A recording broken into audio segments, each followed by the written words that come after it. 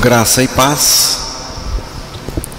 Estamos estudando, meditando na carta do apóstolo Paulo aos Efésios. Já estamos chegando para o fim da carta. E hoje nós vamos continuar no capítulo 6, versículos 17 ao versículo 20. Tomai também o capacete da salvação e a espada do Espírito, que é a palavra de Deus, com toda a oração e súplica, orando em todo o tempo no Espírito, e para isto vigiando com toda perseverança e súplica por todos os santos, e também por mim, para que me seja dada no abrir da minha boca a palavra, para com intrepidez fazer conhecido o mistério do Evangelho, pelo qual sou embaixador em cadeias, para que em Cristo eu seja usado para falar, como me cumpre fazê-lo. Que Deus revele a sua palavra aos nossos corações. Bem, irmãos, a oração é muito importante na nossa vida. Muitos usam a oração como forma de pressionar a Deus, pressionar Deus a fazer a vontade deles, fazer o que eles querem, fazer o que eles acham que eles precisam. Outros fazem da oração instrumentos de manipulação, na tentativa de controlar Deus. Mas Deus não é fantoche de ninguém. E ainda outros querem ser o próprio Deus quando oram. Eu determino, eu mando e por aí vai. Mas a oração representa que eu preciso de Deus, que eu dependo de Deus, do Senhor. A oração representa comunhão e intimidade com o Senhor. A oração não é uma coisa natural no homem. A oração é de Deus e é Deus que nos leva a orar. Portanto, se nós não estamos orando, é porque Deus está do lado de fora de nós, assim como na igreja de Laodiceia. Primeiro, Jesus foi ficando secundário, depois ficou descartável e depois se tornou totalmente desnecessário. Mas eu quero dizer para os irmãos que Jesus é essencial. Ele tem a proeminência e a primazia. Colossenses capítulo 1, versículo 17 e 18.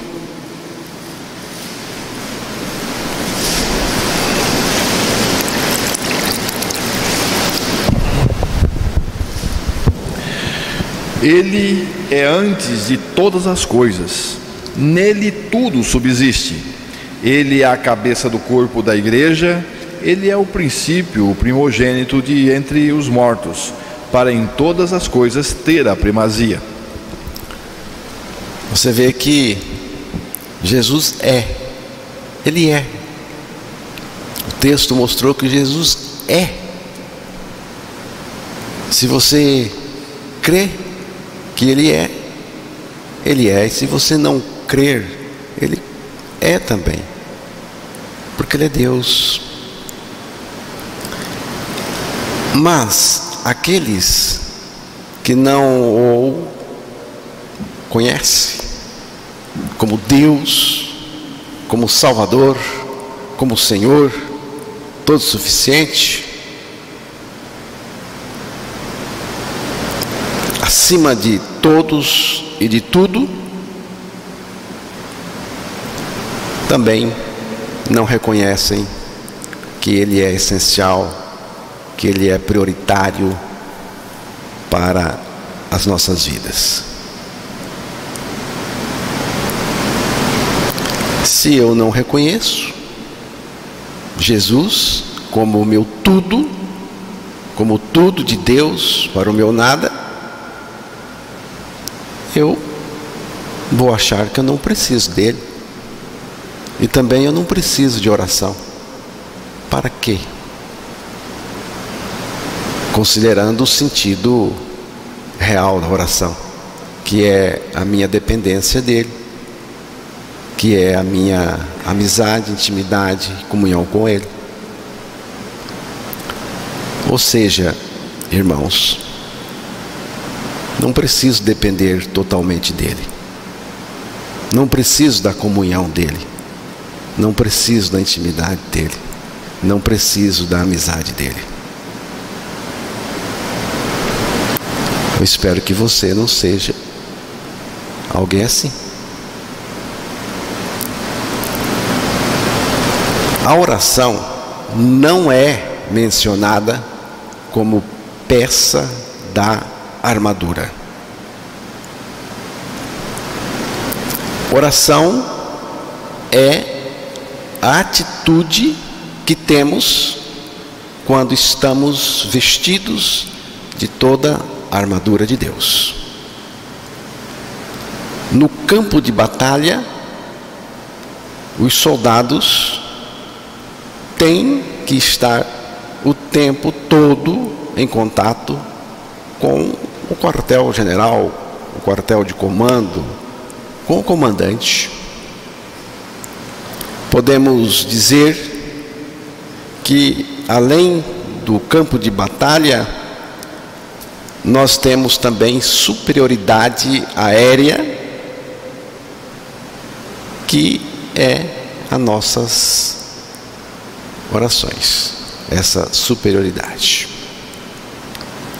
Oração sem a presença manifesta do Senhor em nós e conosco, em nós e conosco, não adianta nada. Não adianta nada. Ele mesmo disse: e eis que estou convosco todos os dias até a consumação do século. Mateus 28, verso 20. E importante notar, importante saber que Ele está conosco em nós. Em nós. Ele está em nós. Essa é a posição agora. Ele está em nós. Ele está conosco, porém em nós. É isso, irmãos, que o diabo treme nas bases. O seu bando treme nas bases.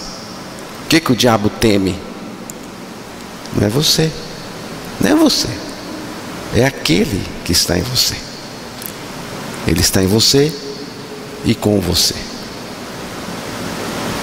Alguém disse que não é exagero dizer que a oração é a atmosfera em que o soldado de Cristo, deve viver e respirar. É um estado, uma atitude o tempo todo. Como que o soldado de Cristo deve enfrentar o inimigo? Nós já falamos disso aqui da última vez. O inimigo é o diabo. como que o soldado de Cristo deve enfrentar o inimigo, revestido de toda a armadura de Deus e em espírito de oração. A oração deve ser no espírito, ou seja, estimulada, dirigida por Ele, pelo Espírito Santo. Na luta contra as hostes do inferno, do diabo, tem de haver vigilância na oração. Vamos voltar no texto, Efésios 6:18.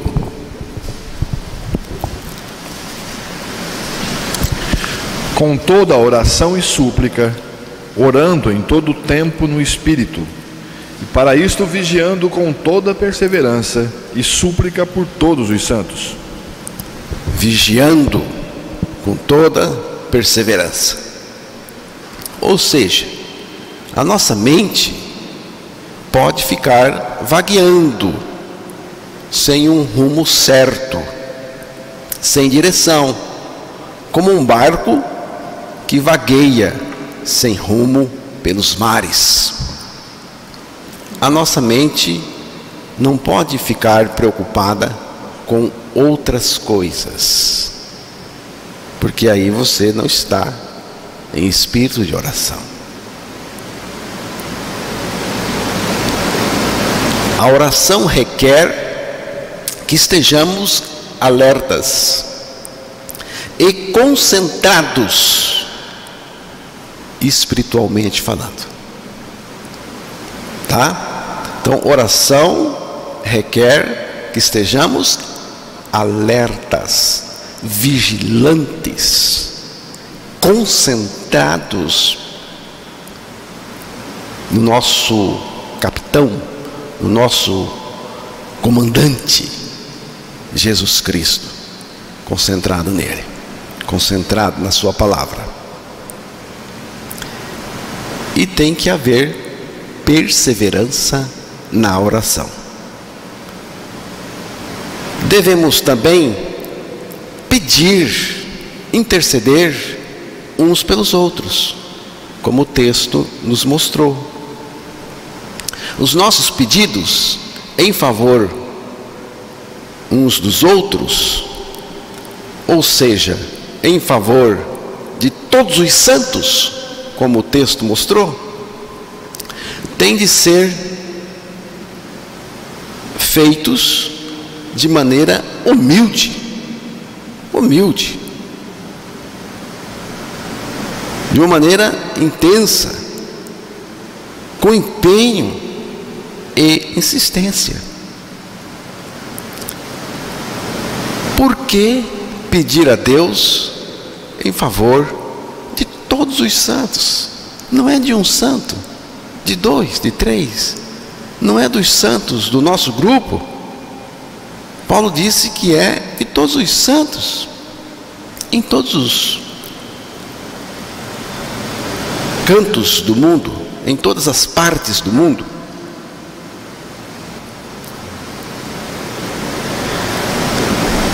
Por que pedir a Deus em favor de todos os santos? Porque todos os santos estão no combate. Entenderam? Por que que você tem que orar por todos os santos? Porque todos os santos em Cristo Jesus estão no combate, estão na guerra espiritual, precisam ser sustentados em oração pelos seus companheiros de batalha, um orando pelo outro. E Paulo faz uma solicitação aos Efésios, aos irmãos, em relação aos pedidos de oração. Vamos ver novamente Efésios 6, versículo 19 e 20, que Paulo vai fazer uma solicitação para ele, Paulo, para ele. E também por mim, para que me seja dada no abrir da minha boca a palavra, para com intrepidez fazer conhecido o mistério do Evangelho, pelo qual sou embaixador em cadeias, para que em Cristo eu seja ousado para falar como me cumpre fazê-lo. Você vê que coisa preciosa. Para começar, Paulo estava na prisão, estava preso. Paulo escrevia da prisão. Muito importante você saber isso. No entanto, não pediu para que fosse solto da prisão. O pedido dele não foi para que ele fosse solto da prisão. Olha, irmãos, as coisas aqui não estão boas, estou agoniado aqui na prisão, orem por mim, para Deus colocar fim a essa prisão, para que eu seja solto o mais rápido possível. Ele não pediu isso. Ele não pediu isso. Porque Paulo reconhecia a soberania de Deus. Ele pediu o seguinte: para que me seja dada no abrir da minha boca a palavra, para com intrepidez, confiança, fazer conhecido, notório, o mistério do Evangelho. O que ele queria? Ele queria fazer conhecido, notório, o mistério do Evangelho. Anunciando, pregando, expondo, dizendo, falando, comunicando, pelo poder do Espírito Santo. É o Evangelho que tem que ser conhecido, que tem que ser notório. Entenderam? Não sou eu que tenho que ser conhecido, não sou eu que tenho que ser notório. Não, quem tem que ser notório é o Evangelho. É o Evangelho que tem que ser conhecido. Paulo queria que os irmãos Efésios orassem por ele,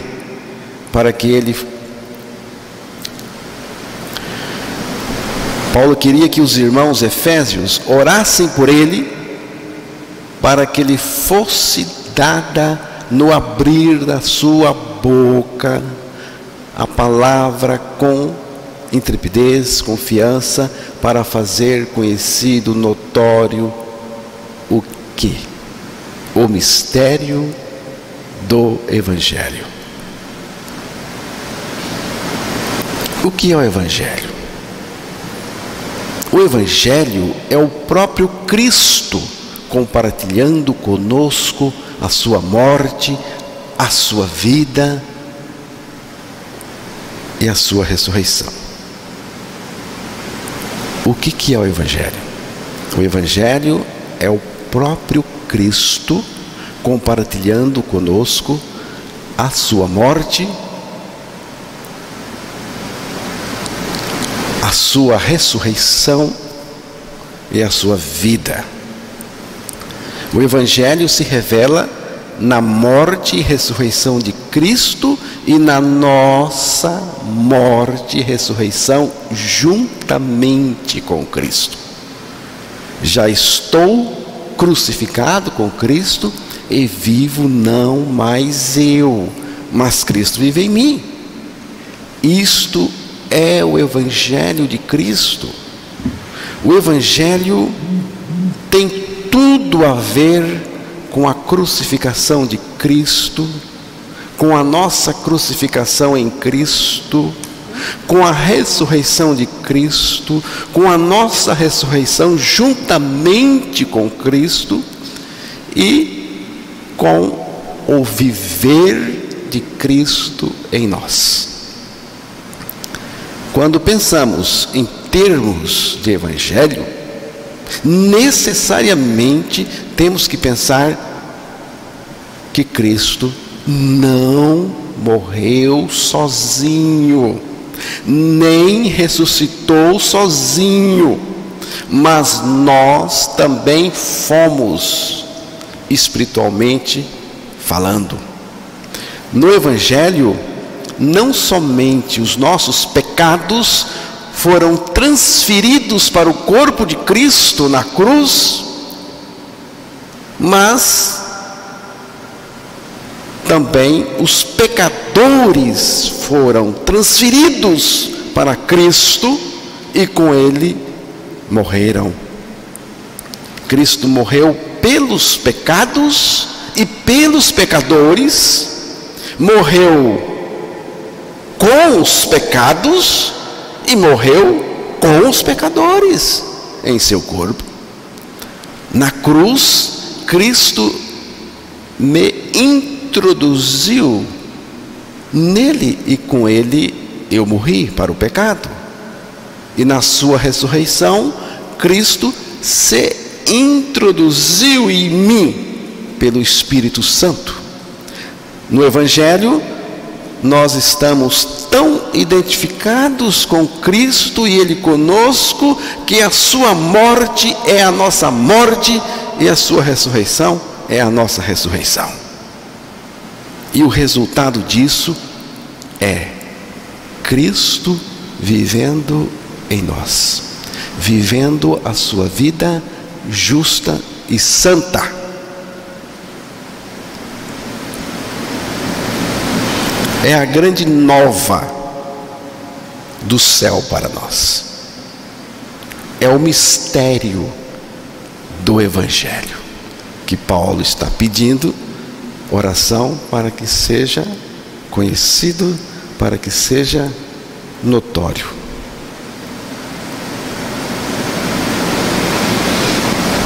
O que Paulo queria que fosse conhecido?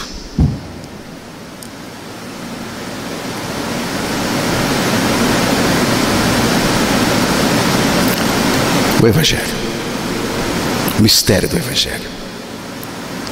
E tudo que posso dizer além disso é: eu creio. Eu creio. No Evangelho nós podemos confiar, porque o Evangelho é o poder de Deus para a salvação de todo aquele que crê. Creia também. O mistério do Evangelho, então, irmãos, se revela na morte e ressurreição de Cristo e nossa com Ele, porque a morte de Cristo é uma morte compartilhada conosco. A ressurreição de Cristo também é uma ressurreição compartilhada com a gente.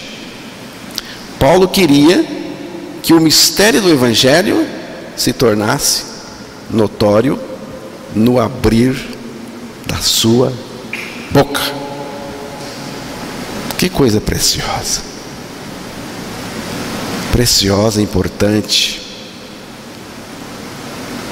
Eu peço isso também. Quando eu abrir a minha boca para pregar, o Evangelho tem que ficar notório. Ele tem que ser mostrado. Quanta gente está abrindo a boca, mas o Evangelho não está sendo mostrado. Paulo sabia que não tinha condição de ajudar ninguém espiritualmente falando fora do Evangelho, ou fora da nossa morte e ressurreição com Cristo. Irmãos, nós não temos como ajudar ninguém do ponto de vista espiritual se nós não falarmos o Evangelho. Não tem como ajudar ninguém fora do sacrifício de Cristo e da nossa morte nesse sacrifício dele, fora da ressurreição dele e da nossa ressurreição com Ele. Não tem como. Estou ciente. Uma outra coisa importante, irmãos, é que muitas vezes o Evangelho não é uma mensagem que o povo quer ouvir, mas é a mensagem que o povo precisa ouvir. Vou repetir. O Evangelho, muitas vezes, não é uma mensagem que o povo quer ouvir, mas é a mensagem que o povo precisa ouvir. Estou ciente que o Evangelho é a mensagem que Jesus mandou pregar. Eu estou ciente que o Evangelho é a mensagem que Jesus mandou pregar. Estou ciente também que a pregação do Evangelho gera perseguição. Paulo estava preso. E por que Paulo estava preso? Porque bagunçou? Porque não pagou a conta? Ou outra coisa qualquer? Não. Paulo estava preso por causa da pregação do Evangelho. A pregação do Evangelho assanha as hostes malignas, o bando de Satanás. Há um conluio do inferno contra o Evangelho. E quero dizer também, não é moleza pregar o Evangelho, e apenas o Evangelho o tempo todo. Você está achando que é fácil pregar o Evangelho, e somente o Evangelho, anos afora, todas as vezes?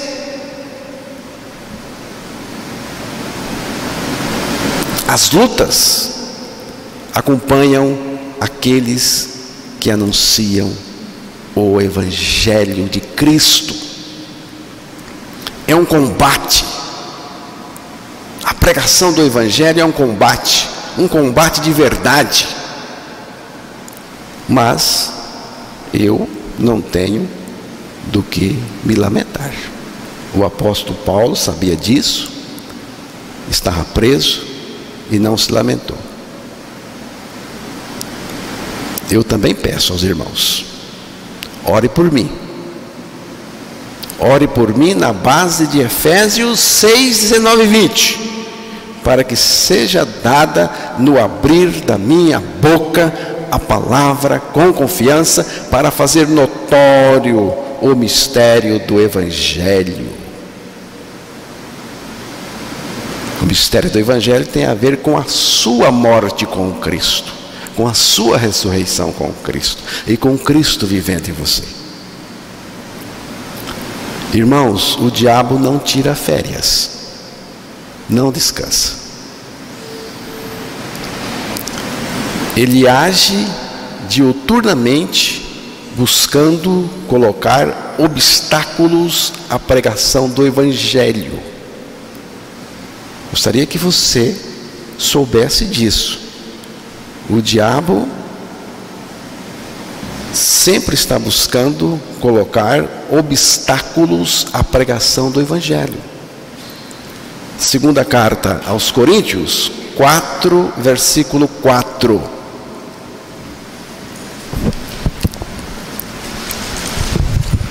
Nos quais o Deus desse século cegou o entendimento dos incrédulos, para que lhes não resplandeça a luz do Evangelho da glória de Cristo, o qual é a imagem de Deus.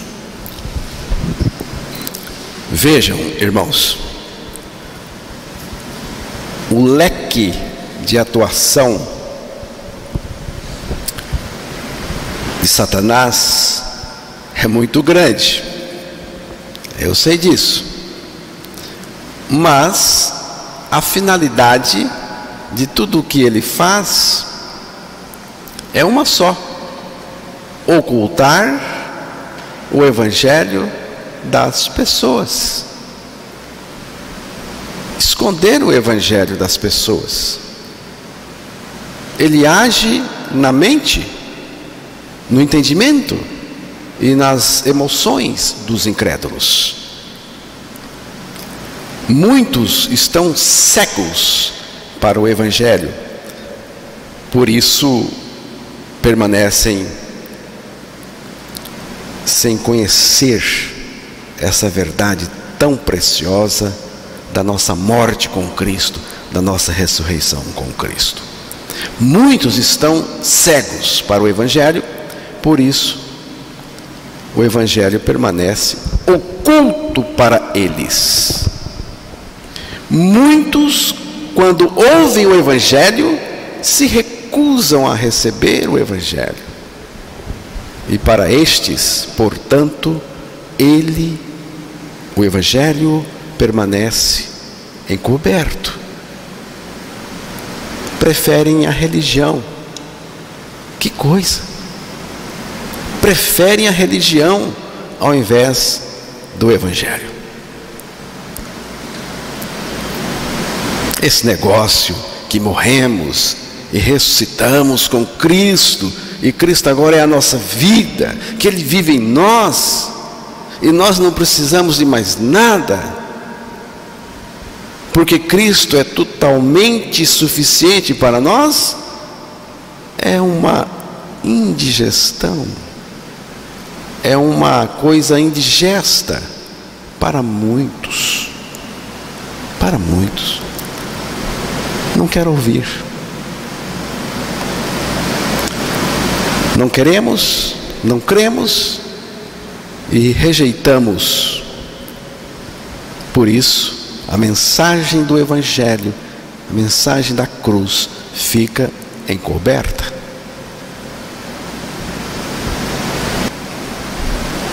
Mas temos que insistir na pregação do evangelho. O momento mais seguro para os ouvintes é quando eles ouvem o evangelho.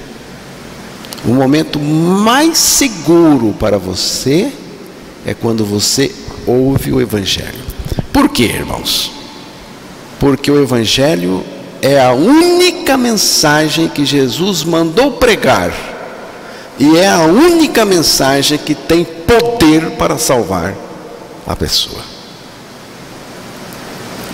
O momento mais precioso de um pregador nascido de novo é quando ele anuncia o evangelho. Efésios 3:8.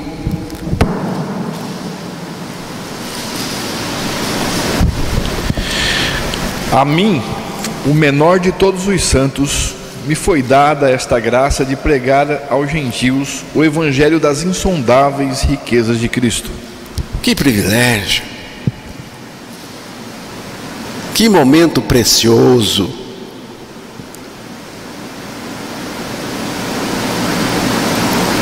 Quando nós nos levantamos para anunciar o evangelho, e aí diz, das insondáveis riquezas de Cristo, fomos chamados para isto.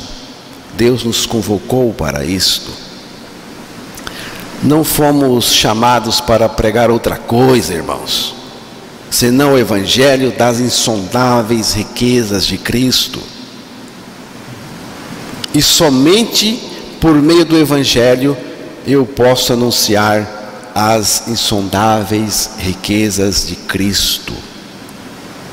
Nós não fomos chamados para pregar política. Não, eu não fui chamado para pregar política, para pregar economia, para falar de indústria, seguridade social, nem temas contemporâneos do cristianismo moderno que tanta gente gosta, nem mesmo os assuntos derivados do próprio evangelho.